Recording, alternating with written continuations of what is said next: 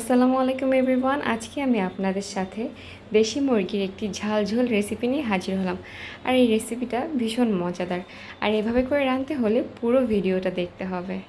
তো চলুন বেশি কথা না বাড়িয়ে দেখিনি রেসিপিটা। আমি এখানে 3টা শুকনো মরিচ নিয়েছি, 1 চা চামচ জিরা নিয়েছি, নর্মাল জিরা, আর এখানে 5টা এলাচ নিয়েছি, আর এখানে এক কাপ না 2 টেবিল চামচ পেঁয়াজ, 1 চা চামচ রসুন এবং 3টা কাঁচামরিচ অল্প তেলে হালকা টেলে নিয়েছি। এখন এগুলোকে সব একসাথে আমি পেস্ট করে নেব। খুব ভালোভাবে মিহি করে পেস্ট করে নিতে হবে। এটার কারণে একটা অন্যরকম ফ্লেভার আসবে।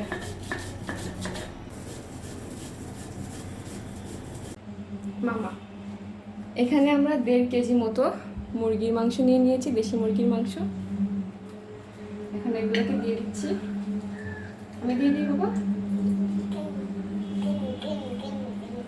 না সব দিয়ে দাও। তোমার এই কোথায় বাবা, চামচ কোথায়? এটাকে মিক্স করবো, দাঁড়া আমি তোকে দিচ্ছি সব।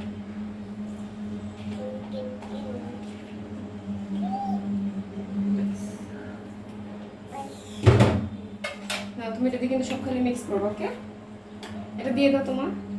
এখানে হলুদ রয়েছে প্রায় 1.5 টেবিল চামচ মতো, দিয়ে দাও। আদা বাটা 1 টেবিল চামচ দিয়ে দাও মা।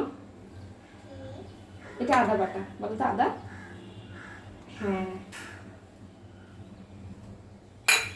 রসুন বাটা 1 টেবিল চামচ দাও, দিয়ে দাও।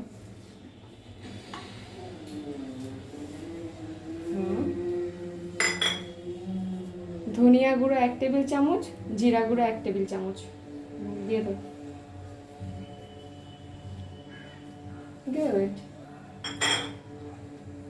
আর এখানে আমি সেই পেঁয়াজ বাটা, রসুন বাটা, মরিচ বাটাটা, আর এখানে হাফ কাপ মতো প্রায় পেঁয়াজ বাটা রয়েছে, দিয়ে দাও সবটুকু।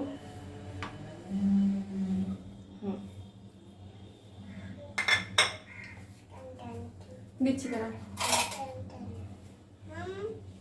মরিচের গুঁড়া 1/2 চা চামচ দাও। এখান থেকে একটু লবণ নিয়ে নাও তো মামা, চামচ দিয়ে। হ্যাঁ, লবণ দিয়ে দিচ্ছি স্বাদ মতো। আরো দাও, আরো লাগবে তোমার।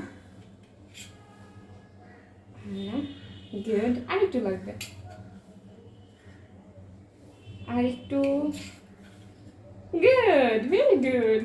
আচ্ছা, এখন এগুলোকে সবগুলোকে খুব ভালোভাবে মেশাতে হবে। না, এটা দিয়ে মেশাও।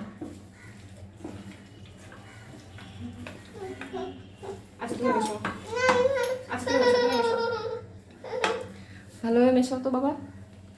খুব ভালোভাবে মেশাও।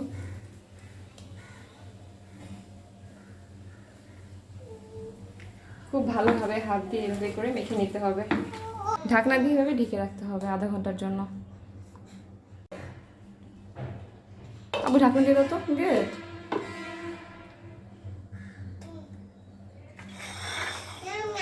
নাম নাম।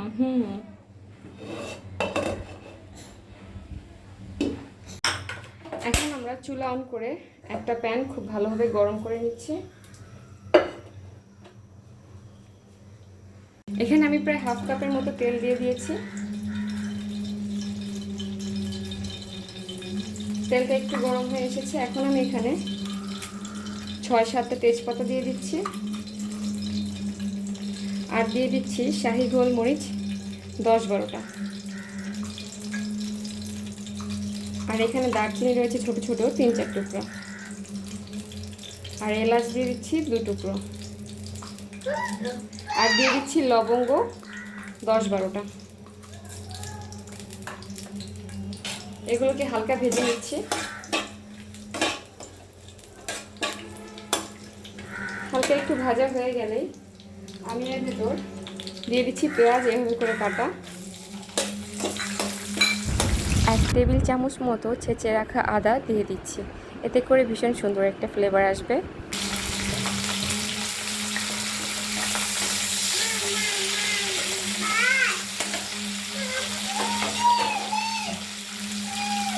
আর দিয়ে দিচ্ছি সামান্য পরিমাণ রসুন কুচি। এগুলোকে এখন খুব ভালোভাবে ভেজে নিতে হবে। এগুলো হালকা ভাজা হয়ে গিয়েছে, এখন আমি ম্যারিনেট করা চিকেনগুলো দিয়ে দিচ্ছি।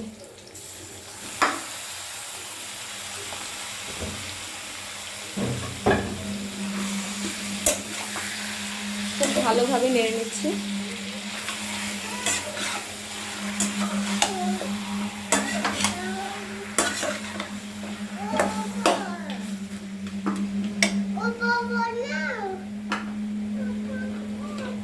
এখন দিয়ে দেব 1 চা চামচ গরম মশলা গুঁড়ো,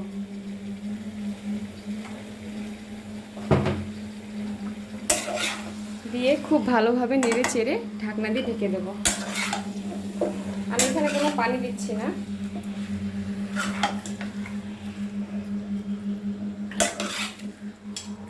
বাস, এখন আঁচটা একদম মিডিয়াম আঁচে রেখে আমি ঢাকনা দিয়ে ঢেকে দেব।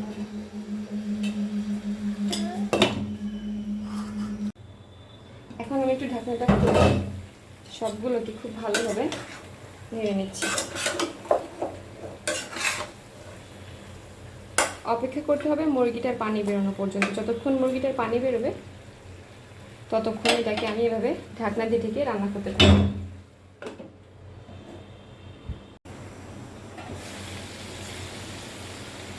মাঝে মধ্যে এভাবে করে নেড়ে নিচ্ছি, নাহলে নিচটা লেগে যেতে পারে।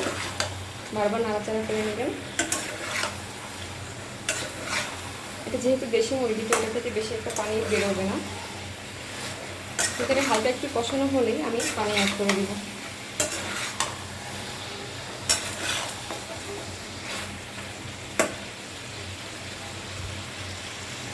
এখন আমি ঢাকনাটা খুলে আলু অ্যাড করে দেবো। আলুটা আমি প্রথমে অ্যাড করিনি, এর কারণ আলু যদি আমি আগে অ্যাড করতাম তাহলে মশলার স্বাদটা পুরোপুরি আলুতেই নিয়ে নিত।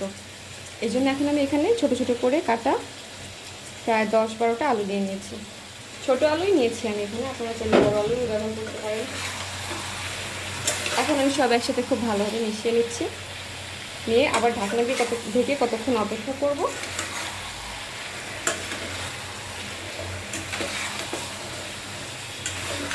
এখানে আমি প্রায় 1.5 কাপ মতো পানি দিয়ে দিচ্ছি।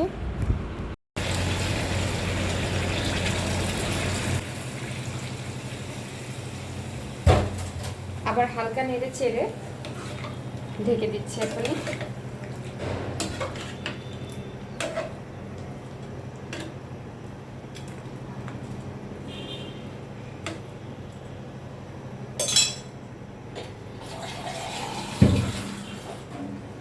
আর একটু পানি দিয়ে দিচ্ছি সেদ্ধ হওয়ার জন্য।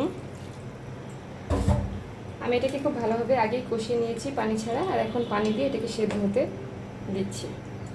তো এই পানিটা শুকানো পর্যন্ত আমাদের অপেক্ষা করতে হবে। এখন আমি প্রায় 1.5 কাপ মতো ঝোলের পানি দিয়ে দিচ্ছি।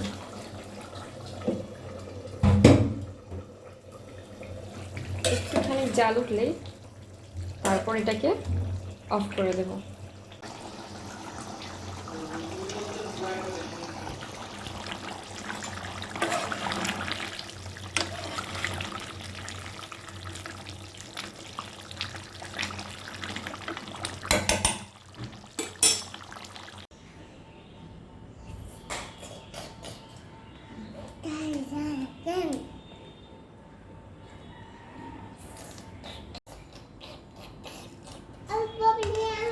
আচ্ছা, অল্প করে দিচ্ছি তোমাকে, দাঁড়াও।